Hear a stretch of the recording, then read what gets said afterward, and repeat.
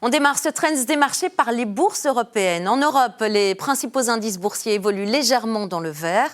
Les valeurs pétrolières ont été sensibles à la reprise des frappes au Moyen-Orient. Le baril de Brent a brièvement atteint les 87 $ aujourd'hui. Sur Euronext Bruxelles, Azelis prend la tête du classement avec un gain de plus de 5%. Sur le marché élargi, Athénor s'envole. À l'inverse, Melexis et Immobel terminent dans le rouge. La statistique du jour, c'est l'inflation américaine qui a surpris positivement et reflue enfin. On en parle avec notre analyste Olivier Colsoul. Bienvenue Olivier. Bonsoir. Alors on en parle en effet parce que c'est important évidemment de savoir que ça signifie aussi c'est que ça atteint le pic de l'inflation.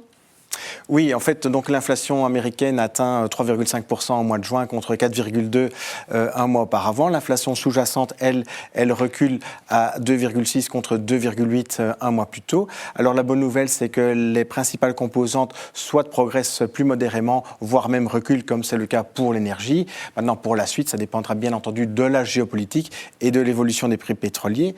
Cela étant, les attentes de marché, en tout cas, indiquent une tendance à la modération.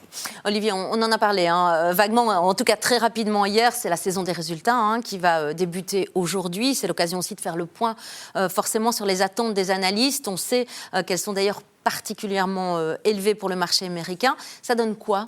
Eh bien, d'après les études, les données compilées par l'Hyperalpha, la progression des bénéfices des entreprises américaines au deuxième trimestre devrait atteindre 24% par rapport à l'an dernier. Maintenant, hors secteur pétrolier, cette estimation est de 20%, ce qui reste quand même honorable. Alors, inutile de dire que les yeux seront rivés sur le secteur technologique, dont la croissance devrait atteindre le niveau record de 65%. Oui, pourtant, forte croissance des bénéfices ces derniers temps ne rime pas forcément avec une forte hausse des cours boursiers. Mais en fait, ça dépend de quoi on parle. Donc, si maintenant on se focalise sur les Magnificent Seven ou a fortiori sur les éditeurs de logiciels, eh bien, le compte n'y est pas depuis le début de l'année. Maintenant, si on prend l'ensemble du secteur technologique qui englobe aussi les semi-conducteurs, eh bien, sa performance au premier semestre est de 17%. Alors, elle est certes inférieure à la croissance des bénéfices, mais elle reste quand même positive. Alors je dirais que ce constat est également valable pour l'indice Nasdaq ainsi que pour le S&P 500, d'où la nécessité de rester largement diversifié dans le contexte actuel. N'empêche, il y a quand même encore quelques inquiétudes légitime de la part des investisseurs face à l'IA, par rapport aussi à son caractère disruptif et à la soutenabilité de son modèle de croissance.